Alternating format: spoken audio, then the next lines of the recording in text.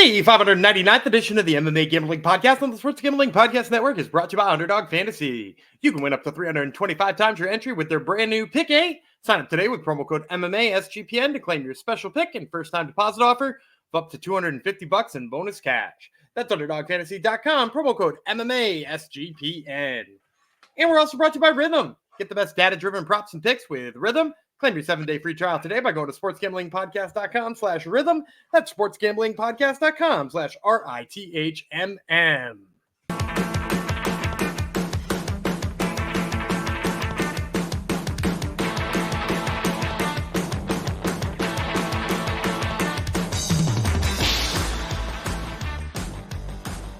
Howdy ho, DeGenerinos. Welcome to episode 599 of the MMA Gambling Podcast on the Sports Gambling Podcast Network, dedicated to the almighty Supreme Leader, Jeff Chalks Fox.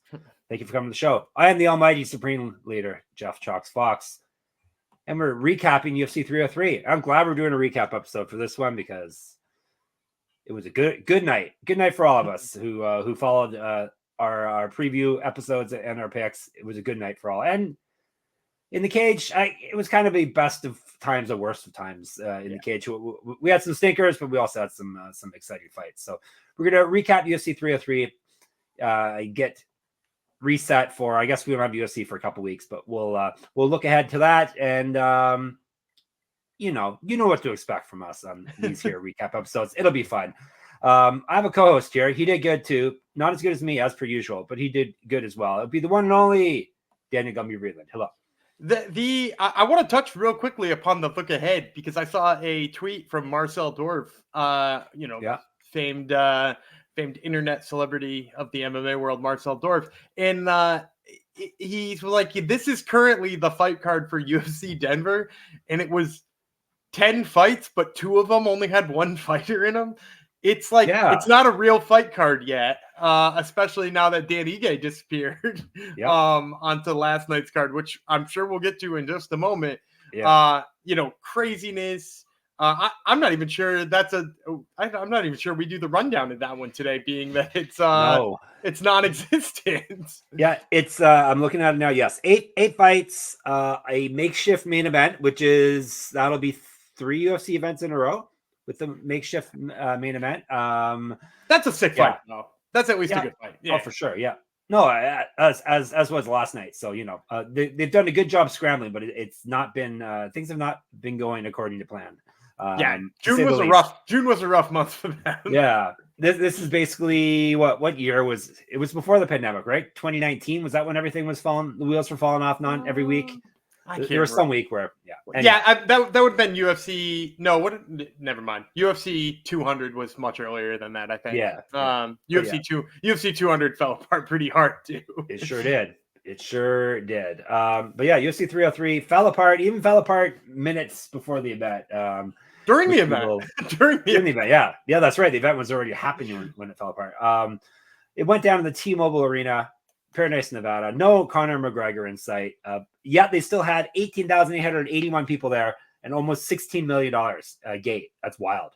Yeah. Well, I mean, it was a good fight card. We mentioned it on the preview show. Like, everybody was lamenting, not having a Conor McGregor pay-per-view buy or not having a Conor McGregor attendance gate. Like, Alex Pereira, I think, is a star now.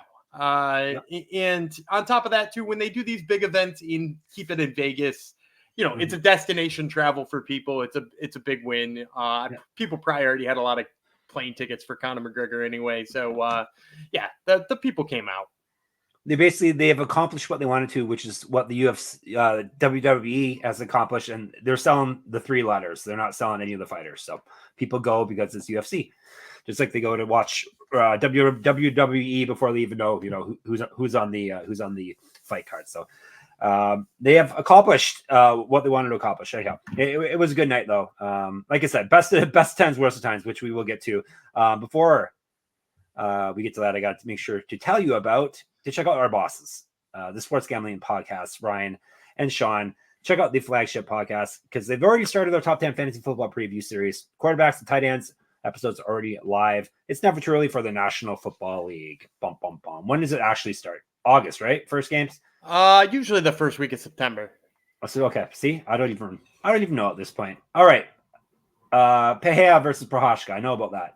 Part 2, UFC 303, went down last night, as we said. The main event, it was makeshift, not quite as makeshift as the co-main event. Alex Bahia fought Yuri Prochazka, Part 2, and he won via TKO, head kick, and punches. The punches were unnecessary, but Herb Dean wants to see a death. Herb Dean wants everyone to see a dead body. 13 seconds into the second round, basically Prochazka got pretty much had his lights turned out at the bell.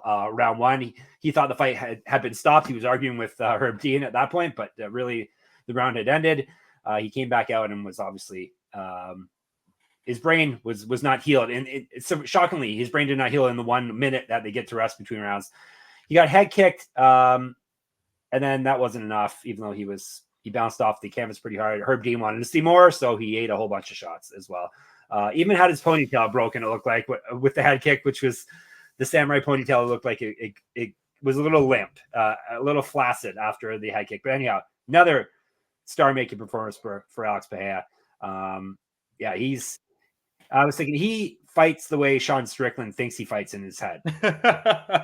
Yeah, that's a good piece. And for this one, I'll just say, we were both on the right side of this one, and I know the line was close, and I think we even got an angry YouTube comment or two now that we get those about how we've made it, baby. We've made it. We've made it. We get the angry about how Yuri looked good in the first fight, and I think this is the piece that I don't think people understand about high level kickboxers and high level strikers like Alex Bahia.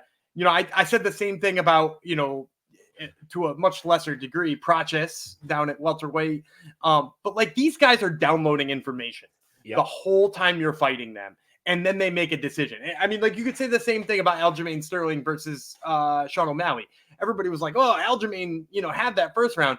Until you realize he has been baiting Aljamain Sterling into that punch for 7 minutes to clean his clock. Yeah, and when you understand that about strikers, you can understand why it took him that long to knock out Yuri Prochazka. And then everybody was like, "Oh, this second fight was an absolute wash." It's because he already has the information he needs. He downloaded it last fight. Everything now is just additional because Yuri Prochazka is not a wildly different fighter from the last time he had him. He already had every single read he needed on Yuri Prochazka from the first time they fought. So now he didn't need to fine tune anything. He didn't need to pick anything up. He just needed to do it. And that's why I think you saw so much cleaner of a performance the second time. Again, I can't reiterate this enough. A wild guy like Yuri Prochazka, a guy who throws caution to the wind, is never going to handle Alex Bahia. No. It needs to be either a wrestler or somebody with Israel Adesanya striking, which guess what is only Israel Adesanya. Yep. And I don't want to see that again. So I kind of do. I think that's next. I think it's next at 205. No, 100%. You know what's next. Anytime someone has a star-making performance, you know what's next. They want to switch weight classes. The problem is there's no opportunity there, right? Yeah. John Jones has already said he's gonna fight Stipe whenever they can rebook that, to the point where they're having Tom Aspinall defend his interim title. Yeah. So you've got a crazy logjam up at heavyweight, and even if John Jones were to beat Stipe, and you were like, "Oh, we'd really love Pereira to jump the line here and not unify the titles first," even if you wanted to do that, John Jones is never going to fight Alex Pereira. John Jones is fighting Stipe for a reason. Stipe Miocic's last win, by the way, is before Alex Pereira debuted in the UFC. Before he was born. Almost. No, but before he was in the UFC, and since then he's 8-1 with 4 title fight wins. So it's John Jones doesn't want competitive fights anymore. No. He wants these fights that he can call legacy fights, so he's not going up. And then when you look at the list of contenders at 205, we're not running Jamal Hill 2 right now. Carlos Ulberg was probably right on the precipice. He pulled out of a fight. Ditto for Khalil Roundtree, right on the border, and he pulled out of a fight. Anthony Smith bungled his option. Yeah, shucks. Rest in piss. I mean, there isn't a lot of options. I mean, Magomed Ankalaev is kind of the one name some people throw around, and Jamal Hill seemed to hint that he won't be able to fight in the States. So then there's that too. So I really think that the next fight is win or lose against Dricus du Plessis, I think Israel Adesanya goes to 205 and he does this thing again. And if he wins, I definitely think that's next. Yeah, I'm looking at the performance rankings I run on moneymma.substack.com. Blachowicz, Jan would be the next top ranked guy after Pereira, but he's coming off a loss, 2 losses in his last 3. So I doubt they will give it to him. Jamal Hill's coming off a loss. Ankalaev, as you mentioned, Yuri Prochazka just fought him. So Carlos Oliberg pulled out. Oliberg would be the one I'd be most interested in seeing. But he needs one more win. He needs at least another fight. Yeah. And it's probably going to be until at least Melbourne before he fights again. Yeah. Oliberg Roundtree basically would be the perfect number 1 contender fight. Hopefully they can, make that happen. So yeah. And hopefully Pereira sticks where he is, because that is how you become a star, is you annihilate people. Yeah. And he's annihilating everybody in that division. And he's going to keep doing it too. Yes. And he's such a unique personality as well, which is, makes it interesting too. And I don't think he hasn't said anything problematic at this point. He isn't really saying anything. So I think we're good. I caught a video on Instagram of him changing some dude's tire in Connecticut. Right. Yeah. There you go. He's a good dude. It all comes back to Connecticut on this episode as of late. It's all about Connecticut. And Yuri, I guess he's got to get locked in a cave with a guy that can strike like Pereira. I guess the Bears or whoever he locks himself in with, I mean, that style is still going to beat 9 out of 10 guys at light heavy. Yeah, of course. I'm still taking him to beat Jamal Hill. I'm still taking him to beat Dominic Reyes in a rematch. I'm still taking him to beat, just about anybody up there. It's not going to be Pereira. Pereira is a different animal, and he just doesn't have any of the right tools to crack that code. He's kind of in the Max Holloway position, like Holloway is in featherweight. Maybe not as much now that Volkanovski's not at the top, but yeah. He's going to be the gatekeeper, basically the number one title eliminator guy that people have to get through to. The final boss before the final boss is what I'm saying. So, a good fight to cap off the evening. Fun fight. Co-main event. Brian Ortega apparently injured himself tanning his balls at the man camp, is what I heard.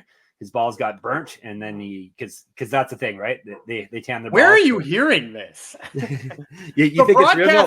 The broadcast said he had 103 temperature. Yeah, there you go. That makes sense. No, he I'm not a big fan of his after the shenanigans of this past week. First, saying he wasn't going to make the weight, and then not agreeing to 150 pounds, and then agreeing to 155, making the weight, and then pulling out of the fight last minute. So Dan Ige stepped in to fight Diego Lopez. Tough situation for both men, because this is a totally different matchup. And Ige is impossible to finish, but Lopez did look very good in there. As did Ige at the end. Ige turned it on. But the man with the beautiful hair, Diego Lopez, came through. We had no play on this. We were on opposite sides heading into it, but we had no play. When the night rolled around, 29-28 across the board for Lopez. Yeah, both basically this hurts Lopez because he didn't get his big fight that he wanted to get, and now people are going to be able to, put an asterisk beside this semi big win because it was such a last minute thing. Yeah, and I think I keep hearing everybody be like, well, both of these two cemented their legacy and have this like huge moment, and it's great for both of them. And I couldn't disagree more. And don't get me wrong, if Lopez had to come off the card and Ige didn't have a chance to step in, like neither of them go anywhere then either. But I don't think this fight does anything for either of these two other than possibly put them in the good graces of the UFC. Mm-hmm. Because I am not, I'm not looking at the rankings that I'm throwing out tonight and saying, well, Diego Lopez deserves to go up 3 spots because he agreed to take a fight at 55 and 65. Like they're the 145-pound rankings. He did fight a 145-pounder, so I would consider this a fight. Yeah, it was featherweight. But like, it doesn't make me think more highly of him that he took a 29-28 decision on a guy who was sleeping that day. Who was like at a watch party. Props to him for taking it. Props to him for dealing with it. He did win, so that's good. He's getting a paycheck. But like, I don't think it does anything for his stock. And ditto for Dan Ige, because like everybody's talking about like the legend of Dan Ige and doing this. And again, he's going to earn himself good graces with the UFC, which I think he kind of already had. The UFC already seems to like Dan Ige. But like, outside of that, like, it's another loss on his record. Exactly. And like, he hasn't had the best looking record as of late. So I know everybody's talking about like what a monumental moment this is, but I'm kind of on the opposite side of this. I kind of think it burns on both a little bit in terms of their stock. Yeah, two out of three fights have ended in losses. 2 of his last 3 for Ige, and yeah, he's 2-5 now over his last 7. So that's basically the bottom line to the whole thing. As Dan said, just another loss, and he didn't get his 50K, even though it looked like they both went over and begged. I love after every fight, fighters have to go over and beg on their hands and knees to the boss for a bonus. I think they were asking for, and I don't know if you caught their post-fight interviews. No, I know you usually don't. I think they were asking for fights at Noche UFC. Okay, cool. Because both of them in their post-fight interviews asked for not to fight each other again, but separate fights in Noche UFC. And Dana seemed pretty open to it in the press conference. He said he'd do just about anything for those two. Yeah. So I mean, maybe that's what they won. And I wager. I don't know who they'll be able to get to agree to fight Lopez, but like, because I wouldn't fight Lopez in that spot. But like, Ige will probably just get a favorable matchup to get him back in the win column. Are we supposed to call it Riyadh season, Noche, or something ridiculous like that? I'm not going to do that. No, I'm not either. So that basically was a fully hydrated featherweight fight is what we saw last night, right? 165-pound fight. So yeah, that's what these guys basically step in. Maybe a little heavier. Usually guys go up about 10% weight. So yeah, I guess it's about 160. So anyhow, yeah. Lopez got to weigh in 3 different times too, which is a treat. Yeah, kudos to him for coming through all this. So hopefully it will make him stronger because he is a fun fighter. Whether he finished Ige or not, that was a fun fight, and he is always a fun fighter. Another fun thing is Underdog Fantasy and Pick 8. Because Pick 8 is now live. You can create entries with up to 8 picks, and Underdog will automatically double flex entries so you can miss up to 2 picks and still win your entry. With more picks to make and extra ways to win, the excitement is higher than ever. The best part, you can win up to 325 times your original amount. You can now use specials and boosts on all flex entries. Do you have any plays for us, Gumby, for anything coming up? Let's see. Who's I originally I wrote one for today, but will that play get to you by then? No, I guess it will. I'll probably have my you can check it out on sportsgamblingpodcast.com. But Ryan Mountcastle is playing the Rangers tonight, and he's got a good history against Andrew Heaney. He's got 4 hits and 8 at-bats, and all of them are extra base hits. So I like his higher than on 1.5 total bases. There you go. He always comes through for me. Don't miss your chance to try out Pick 8 before it's gone. Plus, if you're already a user, deposit between now and UFC 303. Nope, too late. Too late for that. You're not getting 10% bonus cash. Sorry. I should actually look ahead on my ad reads, but whatever. I do it on the fly, people. That's why you love me. Sign up with our code. This will always be around. MMA SGPN. To claim your special pick and first-time deposit offer up to $50 in bonus cash. On our fastseed.com, promo code MMA SGPN. And I almost forgot again, but I'm not going to because I want you people to win $16 million in Circa Survivor and Circa Millions. Circa Sports is back with Circa Survivor and Circa Millions, giving away $16 million in guaranteed prizes. That even interests Gumby. Of course, Circa contests have no rake. Circa Millions, you pick 5 NFL teams against the spread each week, and you compete for $6 million, or you can survive the NFL gauntlet to claim the $10 million prize. Sign up in person at Circa Sports between now and September 7th. And use a proxy to play from anywhere. We even have a deal with footballcontestproxy.com to save you $50 with promo code SGP. Don't have a trip booked for Las Vegas yet? Before football, Ultimate Contest Weekend is a great time to go out, hang with Ryan and Sean, and enjoy some of the open bar events at the greatest sportsbook in the world, August 22nd through the 24th. All right, let's move on. Roman Dolidze didn't send Anthony Smith to the glue factory as I hoped and predicted, but he did win. Short notice fight, up a weight class, 30-27, 29-28, 29-28.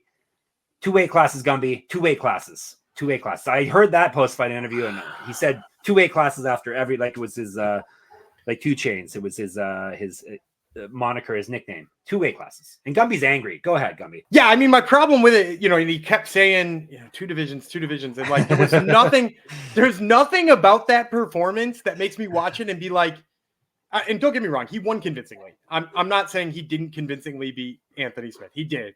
But like, what about that fight made you think like, oh, this guy can hang at 205? Other than the fact that he didn't get dumb guillotine choked the same way Vitor Petrino did. And like, Do you want to see him against Alberg? You know, we just mentioned all those names at 205. Do you want to see him against Alberg? Do you want to see him against Khalil Roundtree? Do you want to see him against Magomed Ankalaev? No, I don't want any of those. He doesn't have the physicality, and he's a big 185er, but he doesn't have the physicality to like bully those guys the way that he like kind of was down at middleweight, at least well enough at middleweight to make us talk about him. And so like, this is a dumb idea. Don't go up there. Don't do this. Do not make this 205 run. Just go back to 85, take the paycheck and the pat on the back.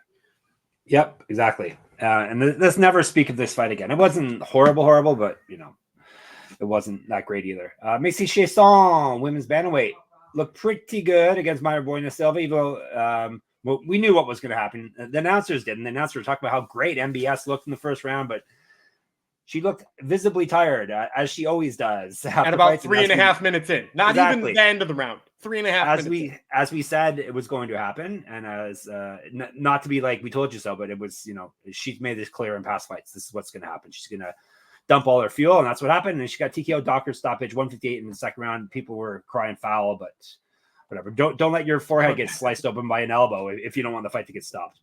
That, by the way, was a cut you have to stop it for. And I know there were a bunch of people who were like, you're soft if you think that needs to be stopped. Our Discord was people were all over the place last night. Yeah. No, people weren't in on our pick, I don't think. That's a fight-stopping cut, you know. And yeah. I had, and now I might be a little biased too. I had Macy Chiasson by knockout at 7-1, which will make you think that cut is wider than it is anyway. But it was also a really wide cut. I don't think there's any way you, as a doctor, can look at that and be like, nah, she can take 6 more elbows to that thing. Because that's also what Chiasson was doing. Chiasson was getting after it. Yeah, I think that's a good stoppage on the cut. I don't think it would have changed who won the fight at the end of the day. Because at the end of the day, no, she was done. MBS is out of gas. She was about to lose that second round pretty handedly. She was going to have blood in her eye for most of the striking. She was going to be slower. She seemed to be a lot weaker by the second round. I mean, like, I think ultimately Chiasson wins that fight regardless. So, yeah, I mean, really big moment for her. Yeah, for sure. For sure. And it's another good thing. We think we have a beat on Bueno Silva now that we can hopefully continue playing against her with good lines in the future. I guess it depends who she's fighting. If it's someone that she can. Yeah, there's enough awful people in this division. Yeah, that's true. But if it's someone that's going to grind with her, and, you know, be there when the second round bell rolls around, then, yeah, we can pick against her. A snoozer of the opener. Someone in the Discord said they thought this was going to be a fight of the night performance, but this was kind of predictable the way it was going to be. Ian Machado Gary took care of Michael Venom Page.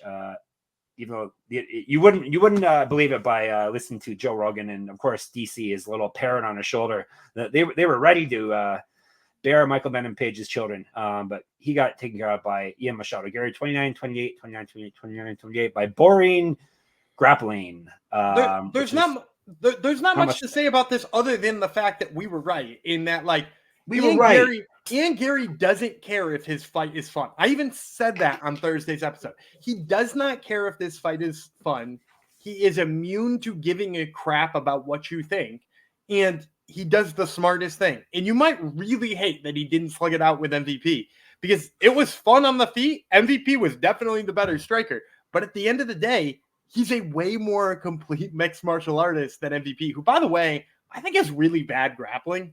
I've never really rated it high, but like he was not doing some like very basic things correct. Now, I mean, he did survive that rear naked choke in the first, so props to him on that. But like the other stuff, he was really struggling with. Yep. Yeah, it wasn't really impressive it was an IQ test basically for Machado Gary, and he passed it. So you can keep hating on him, but he remains undefeated. So and everyone was talking about MVP. It should mean a lot then if he beat MVP because everyone was thinking he was so great. So that was the main card. The prelims, Joe Pyfer I said Marc-André Barriou is hard to finish, so I wasn't going to predict a knockout, but boy, oh boy. Joe Pyfer knocked this man out with one punch on the feet, basically. Bounced his head off the canvas, 125 into the first round. Someone did predict Pyfer via KO, didn't they?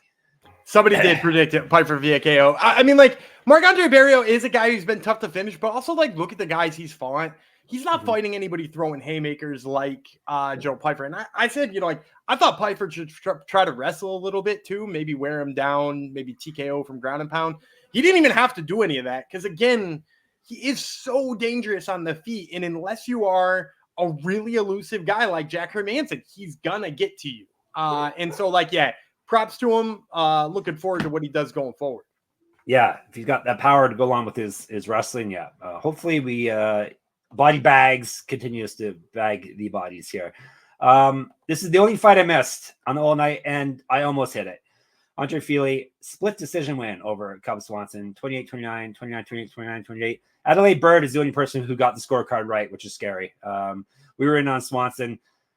I find most of the media people were in on Swanson, as were the fans that vote, but that's always the case. Fans always vote whoever didn't get the decision. I find they always vote for the loser of a split decision. They always vote for that person to win. So they're just contrarians, but it was a good fight. It wasn't a robbery by any means, but would have been nice to go 12-0 on the night.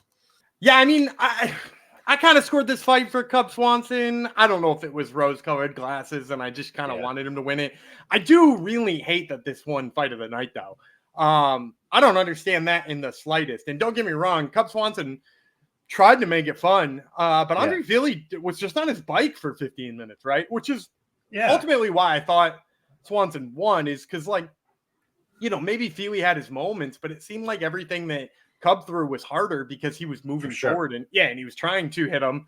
Whereas it seemed like Fili was only throwing to get away again.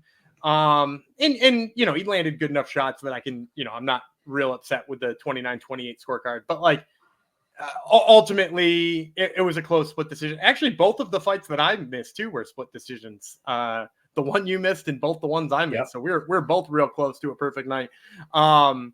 And I don't know what to tell you about this one other than it was kind of the fight we thought it would be, apart from Fili being on his, being real defensive. Well, he was smart. Yeah, he probably felt what was coming back his way. That's true. And you could see the shots were affecting him. And it was far too much clinching and grabbing for a fight of the night. Usually they want blood, right? And usually. Yeah, so I don't know. A little grumpy I didn't hit it, but that's fine. We haven't had a perfect week ever, have we? I almost did it. Gumby. I did once early in our show, I think. Did you really have a perfect one? I think so. Oh, I'm so proud. Congratulations. I already forgot about it, so there you go. That's how meaningful it was. We had a catchweight fight. Gian Silva, he's a big boy. This could be an issue going forward at featherweight. He was 147.5. So if he was going for a title, he was 2.5 pounds overweight. So 1.5 pounds overweight for a normal fight. He took care of, he knocked out the other French Canadian. It was a bad night for French Canadians. He knocked out Charles Jourdain. This was a good fight. This could have been a fight of the night. Maybe it didn't last long enough for that. Knocked him out 122 into the second round. Yes. Like I said, fun fight, but Silva was landing with a lot more power. He's a pretty scary dude. You got to keep your eye on this guy. Yeah, he does a really good job of not settling into bottom positions too, because Jourdain did mix in the wrestling. The uppercut was absolutely vicious. Maybe my biggest beef with this one, again, how are we deciding bonuses and Gian Silva doesn't wind up with a knockout of the night here? Oh, yeah, he didn't get one? They give out 4 bonuses. In what world does that guy not have one of the best moments of the night? So, yeah. The only guy that didn't. The only knockout that didn't, or only finish. No, they all were knockouts. The only knockout that did not get a bonus. So it's crazy. Yeah. They can't afford another 50K, Gumby. They just can't. All right. I don't know what the thought process is there. Maybe the weight miss. Was it the weight miss? Maybe I didn't think. Oh, that's true. Yeah. Okay, that's true. Yeah, that's what a bummer that piece. It was so good though. Yeah. Didn't wait. It's like, oh, why not? I'll give out 2 fight of the night bonuses, and then he didn't. He gave an extra performance one, but which they did save money that way. Either also, instead of giving out 100K to another 2 fighters, he only give out 50K. So he always acts like he's such a generous guy when he gives out an extra 50K to these people. Anyhow, I guess not his fault. It's the fighters and their agents' faults that they get themselves into these contracts.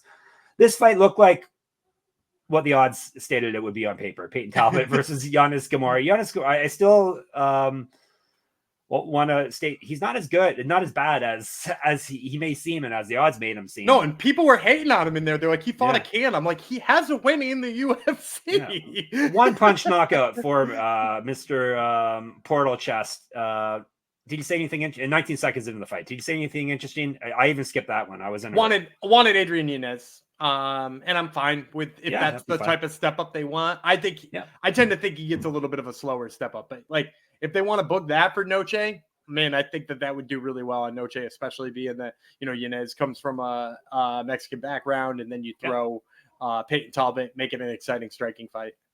Yeah, very good. Yeah, Peyton Talbot still onwards, upwards, but this didn't teach us anything, and I guess it's another fight under the belt for him. But yeah, as we said going into it, we preferred if he was given the tougher test, at least on paper. Jillian Robertson took care of Michelle Waterson-Gomez, as we predicted. 30-27, 30-27, 30-26. Went the way we expected it, looked the way we expected it. Scorecard was pretty much the way we expected it. I forgot Waterson-Gomez you Maniacs had her ranked still after we talked about how horrible she was. You say you Maniacs. You're on the voting you have to remember that, and I want to stress this to everybody at home, because those who see me on the ranking panel, they're like, how could you still have Conor McGregor at 3? And I'm like, we don't all meet in a room and talk about where they are and come to a consensus. I send my picks in, then they do some sort of math, and then the numbers come out. And I've had Michelle Waterson-Gomez off that list for 2 years. Yeah. She hasn't been on there in a long time. Other people must have her much higher. She didn't look good here. She'll definitely be off now because she officially retired. And probably for good reason. Her thing has always been, she's been able to scramble well enough, and she's a better kickboxer. She's fighting somebody who is straight up not a kickboxer, and who, as long as she scrambled with, would have had advantages. And we said it, that version of her just doesn't exist anymore. And then this fight made it really apparent that fight doesn't exist anymore. So, good performance for Robertson. And, a lot of fun fights still for her in her young career. I guess not a young career, but she's young. Waterson is kind of what she is at this point, and it's probably right that she's retiring. Yeah, she stuck around too long. Maybe not like her. There was no reason not to like her before, but maybe not like her because I was angry that she was still in the UFC. But yeah, hopefully this is the end for her, because she doesn't need to get. And she's someone that takes a lot of damage in fights too. And it would be good if she really does hang them up. I forgot to tell everyone about Rhythm. I got so excited to talk about these exciting fights. I need to tell you about Rhythm. I'm well overdue for that. If you're betting on player props, then you need to download Rhythm. Rhythm is the go-to sports betting tool that transforms complex data into actionable insights, empowering bettors with smarter, data-driven decisions. Unlike other platforms, Rhythm combines advanced predictive analytics with an intuitive user experience, making betting both easy and enjoyable. Rhythm's predictive models were born from the brains of MIT data scientists and quants, with over 3 years of data that help drive you to better AI-backed betting decisions. Rhythm projections have been red hot for WNBA and golf, so check that out. Claim your 7-day free trial today by going to sportsgamblingpodcast.com/rhythm. That's sportsgamblingpodcast.com/rhythm. And the size disadvantage too for Waterson-Gomez was so apparent again last night. I don't know if she's shrinking with old age, but yeah. She's always been an atom weight, and Robertson used to fight it at fly. So, it was really a 2-weight class difference in terms of their frame.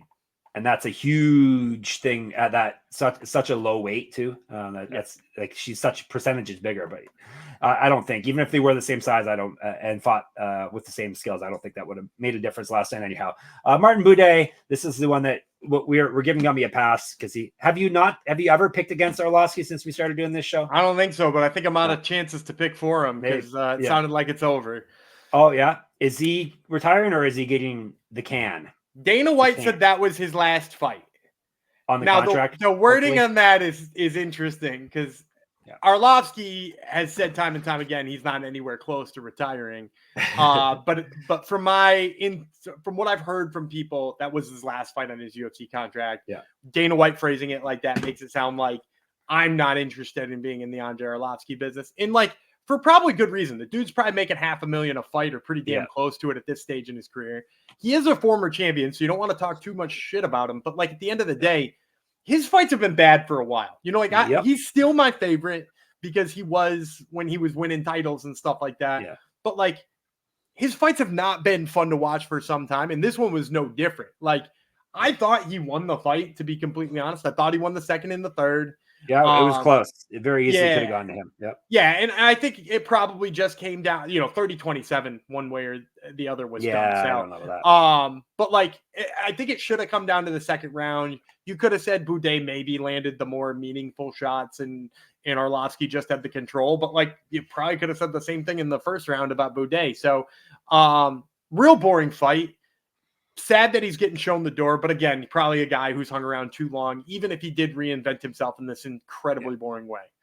Yeah, that was the only kind of fight that he can win at this point, and he almost pulled it off. So I also, you're saying you give me a pass because I just won't pick against Arlovsky. I do think my handicap was pretty good. No, I said Boudet the way I was afraid he was. Boudet can't take him down. Boudet was gonna fight him in a point fight. Boudet was not gonna swing for the fences, and that was going to make it close no matter what. And when it's that close, taking a swing on a plus 220 is not a bad move. Another crappy heavyweight, just what we need. Thanks, Martin Boudet. We have enough of you already in the division. Ray Tsuruya. We don't have enough of him. Tsuruya. So fun. He is such a fun, wild grappler. Flyweight. Carlos Fernandez. To his credit, he survived all the craziness. Had Tsuruya in some advantageous positions as well. But in the end, the Japanese debuting fighter won 29-28, 29-28, 29-28. Yeah, he was going for some wild submissions, and it gave Joe the chance to say, it's in deep as you see the head popping out. It was classic Joe Rogan last night. He was all the tropes were coming out. But yeah, fun fighter to keep an eye on. Well, and I will also say, and I said it in the Discord, and I know people laughed about it, like the reason Joe Rogan was so excited in there was A, probably the drugs, but B, also that's the grappling that Joe Rogan grew up on. Twisters and truck and twister side control and Eddie Bravo. All of Eddie Bravo's and not necessarily Eddie Bravo's current stuff, because Eddie Bravo's current stuff uses a lot of leg locks. Although I guess he went to the leg locks too. But it was a lot of competition jiu-jitsu mixed a little bit with catch wrestling, because I guess he is a catch wrestler too. He had WWE superstar Shinsuke Nakamura in his corner, which is kind of fun. Oh, really? I didn't see that. Yeah, cool. And I didn't even know who it was. They were like WWE superstar, so I had to text my brother and be like, "Hey, is this a big deal that this guy's in this corner?" He's like, "Yeah, that guy's a big deal." And I was like, "Oh, cool." He was a big deal in Japan. He was a big deal, but yeah. I guess he had some MMA fights way back when or something like that too. So So anyway, he was in his corner, and I guess that makes sense that it's more of a catch wrestling style from Tsuruya. But he's so fun to watch. I still think his hands need to come around a little bit in order for him to beat some of these higher guys. But man, would I love to see them put him in there. And I said it in the Discord, him and Tim Elliott right now would make such a fun scramble fest. Yep. Book it tomorrow. Yep. Yeah, Japan might be taking over the flyweight division. Look out. But yeah, they've always been good in lightweights too, the lighter weights. Yep. Yeah, fun. He's gonna be a fun guy. Hopefully, it's not just because eventually he's gonna get himself in trouble grappling like that. So hopefully he can put it all together, get the striking in order and all that stuff too. Vinicius Oliveira, aka Lock Dogs, he started the evening off properly for us. This wasn't even a sweat. It was plus 205 for us, and I didn't even sweat it. Ricky Simon could not get him down, and when he did, the Lock Dog popped right back up. And Oliveira was such a scary guy in the feet. He basically just walks you down with his hands down. A little too much clowning from him for my liking. I wish he would clean that up and just be a straight killer. But 30-27, 30-27, 29-28. Can't complain about hitting a big plus 205 to start. But like I said, in the future, let's be a little more serious here. All right. Yeah, my only complaint is, what the hell is that 29-28? What round did Ricky Simon win? Every single one of his takedowns stuffed and just jacked up on the feet and seemed to lose gas too, which is the best part about Lock Dog, I think. And I think the part we talked about on Wednesday is just this guy's going to put a pace on you. And you got to be ready to keep that pace. And I don't think a lot of people are going to be able to. And now that we've seen his takedown defense hold up against somebody like Ricky Simon, he's basically already the edge of the top 15, right? If he's beating Ricky Simone is Ricky Simone's top 20 type of guy, and he was in the top 15 recently. Yeah, he was in the top 15. And wrestling's his strong suit too. So yeah, he answered all the questions there. I think with that fight. I think it would be a crime to do this to the guy who I'm gonna fantasy book him with. Book him with Mario Batista. Mario Batista. Let him take out all the old guys. Yeah. Well, and didn't Mario Batista just beat Ricky Simone? Am I imagining that? That sounds like something that happened. Yeah, and I think he did it with his wrestling too. So like that's a logical next step. And also like Lockdog is not a prospect we have to like protect a little bit like Peyton Talbot. He's got tons of fights on his career. And I think they said on the broadcast he had 30 amateur fights before he started in his pro career too. So like this is a guy with like 50 fights on under his belt. Like it's just time to take the big steps, I think, at this point.